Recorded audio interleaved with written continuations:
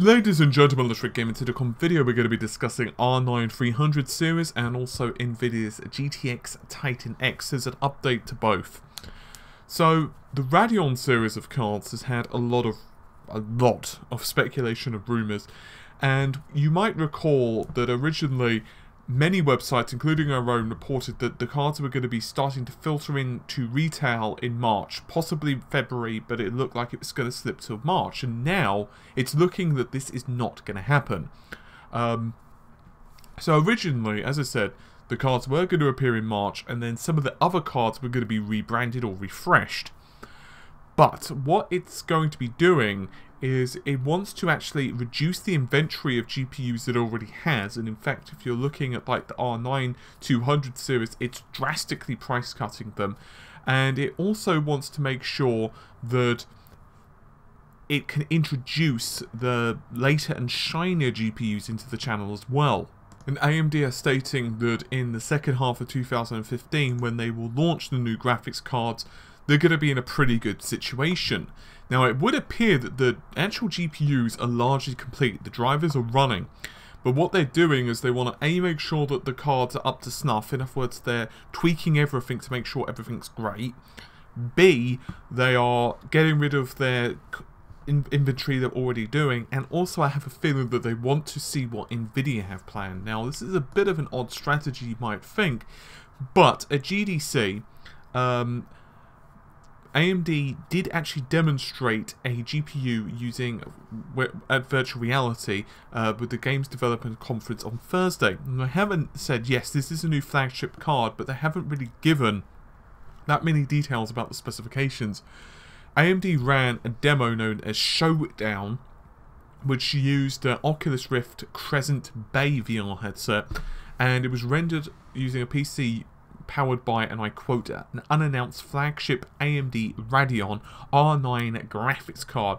And that's all they said. There's just a spokesman for the company, that's all they said. And it actually demonstrated Unreal 4 engine and some other bits and bobs. And according to various websites, including Tom's Hardware, the performance of this demonstration was remarkably responsive on a system that was powered by AMD's next generation Radeon R9. Latencies are very low, which is obviously a key because, as you're probably aware, AMD are pushing this new liquid VR technology. So that could be another reason why that latencies were low, or what have you.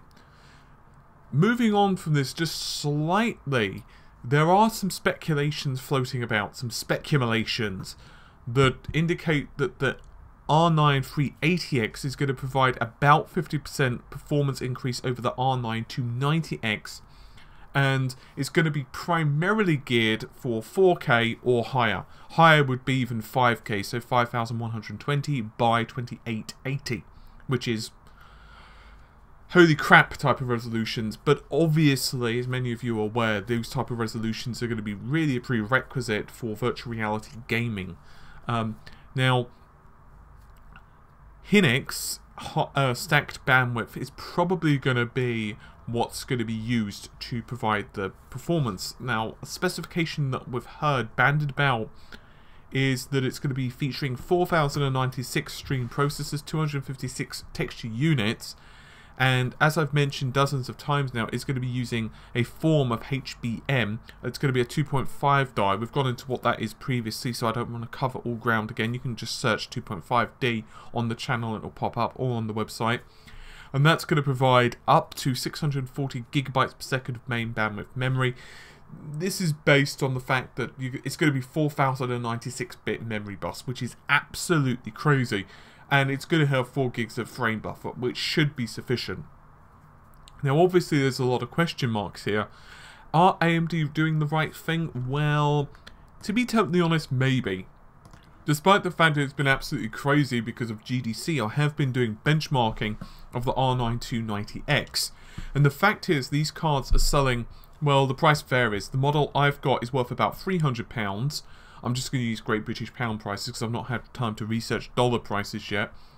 But you can get some R9 290s for around the 250 to 260, which is an insane price considering that these GPUs offer a massive amount of performance. And that's just be totally honest, for the price that you're paying for those GPUs, it's really impressive, and their sales have gone up. So for AMD, it's like, is it really worth them at the moment putting out a new GPU when the R9 290 series is being really competitive in the marketplace? It may be better to just tweak the drivers, make sure everything's okay, make sure they're not having any cooling issues, which of course plagued the early 200 series cards, as you're probably aware, especially the 290X. I'm not saying that necessarily I 100% agree with it. Maybe it would be a good idea to have the high models out, but that, to be honest, is not from a non-biased point of view. That's for me as a techno whore, as like the one who wants the latest technology. I really want to see it, but from a logical point of view, right now, yes, Nvidia have a really good cards out in the market, but they've not even released the Titan X's yet, so it's possible that AMD are making a good decision here. Wait to see what's going on.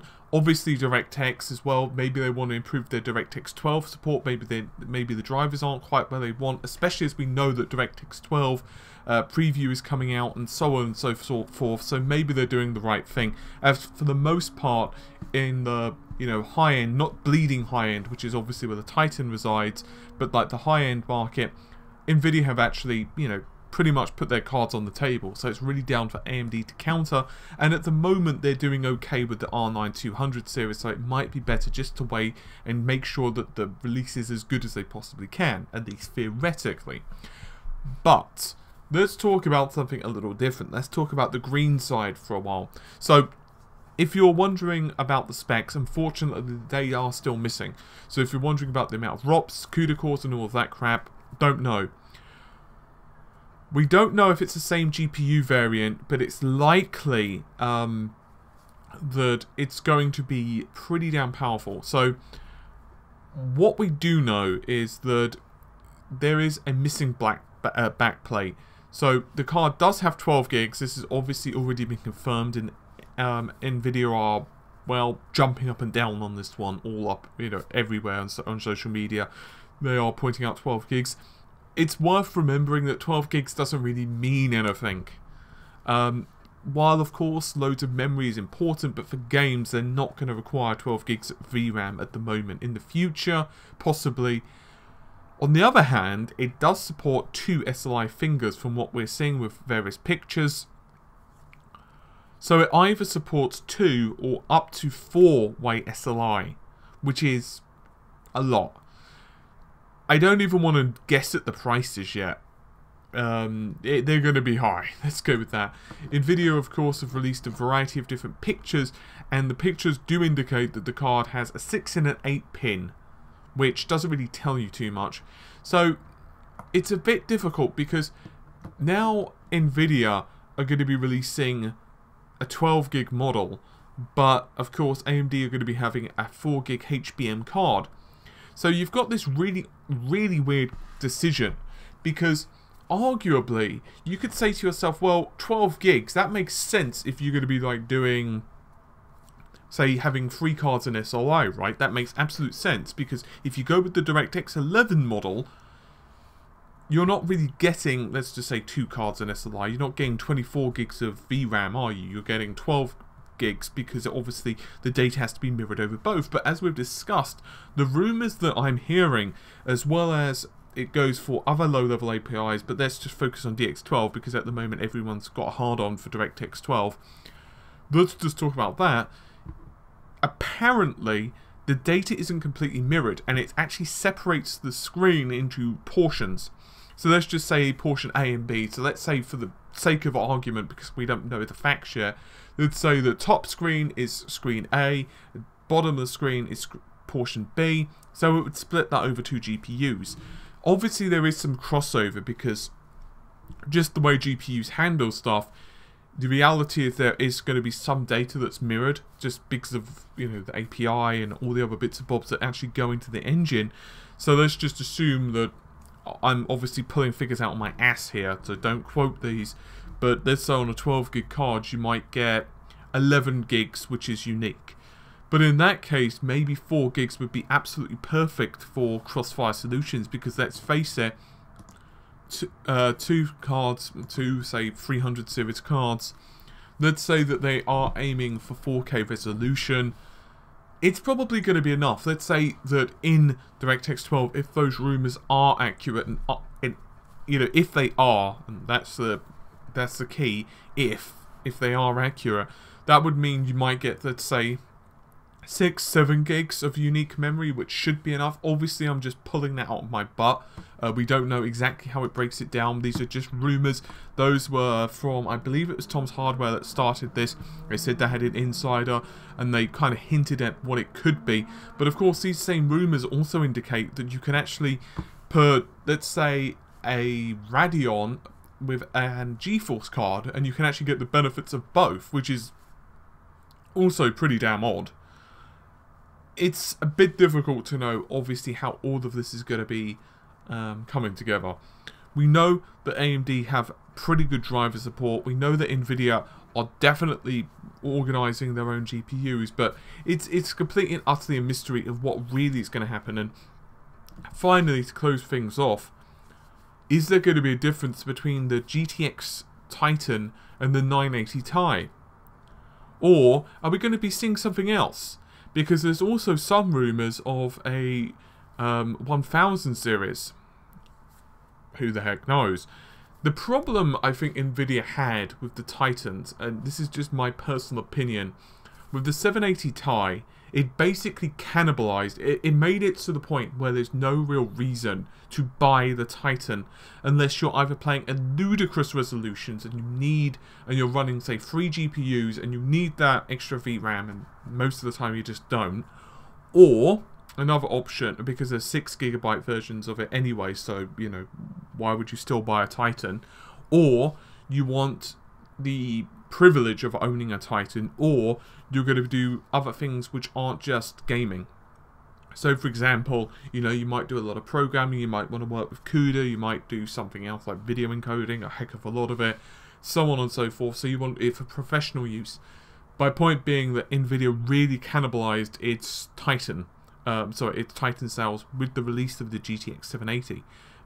Simply because people said, well, why would I spend like 2-3 times the price just to buy a Titan when the performance-wise, the Titan and the GTX 780 were pretty much neck and neck, because, you know, the architecture was basically identical, of course, apart from the extra precision.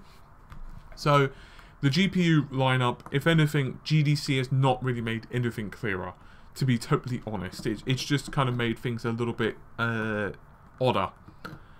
And it's also even stranger because some people are saying, well, is there going to be a 380X only, or is there also going to be a 390X? And that's another question, because AMD are keeping pretty stum on this one. They're not telling us either way. So, my advice to anyone, if you're watching this video and you're going to ask me, well, dude, I can't wait until, let's just say, for example, the GPU is released in June. I'm just giving an example. I don't know the release date. I'm just pulling it once again out of my ass. Should I buy a GPU or not? Here's my argument. It's a very simple question. What's your budget, and can you wait? If your budget is like, and I'm just throwing out there, 200, 250 Great British pounds, obviously I'm just using pounds because I would say don't worry about the 300 series yet. Or, you know, the super high-end Titans or any of that stuff, because you don't have the cash for it. And once again, I'd also point out, what resolution are you running at? Like, do you really care of 5K right now? It's all great to say 5K, but if your monitor's only 1080p, because you're playing it, let's say, on a big screen in your living room or what have you, and, you know, that's your setup, which a lot of people do have, and it's fair enough, then you might not care about that too much, in which case, go ahead and buy like an R9 290, an R9 290X, or a GTX 970, or whatever the hell. If on the other hand and let's assume you've also, you know, you can't wait because you've just built a new PC and you're getting all the parts and stuff. Let's assume on the other hand that you've got a good system now, and by a good system, I mean something that's capable of playing what you want to play, but you've got extra money in your pocket, you've got the cash. I would suggest waiting, because it doesn't really hurt for you to wait. You know, if you've got a system that's good enough to play what's out at the moment, then I would recommend kind of waiting, just hold fire, see what happens in the market. It's not going to hurt any to wait 2-3 months, and yes, you can always wait longer, but it doesn't make sense to me to buy a, like, just for example, splonk down £600 on a graphics card or a couple of graphics cards when a new one's coming out. So my advice to you, if you're wondering what should I do, I would argue if you've got like 200, 250 to spend right now, and your resolution is like 1440p or something like that, I would say just go ahead and buy like an R9 290X, because they are going for an absolute song. You can get a really good deal. And also there's some good deals on the GTX 970. You can also get good deals on the GTX 980s, but they're still considerably more expensive. So that's why I think in terms of price, the Radeons are winning, because to be totally honest, the R9 290X is really fast and it's not that much different from the GTX 970. And I know I'm going to get someone to say, but dude, it's getting a couple of extra frames. Well, yeah, it's getting 1 or 2 frames here and there, but you know, from the actual price performance range, that's kind of where I'm coming from. On the other hand, if you've got a lot of cash, if you've got, you know, if you're going to be spending a lot of money and you've already got a fairly good gaming PC where it's not really going to hurt you any to wait a couple of months, then I'd probably recommend just kind of holding fire.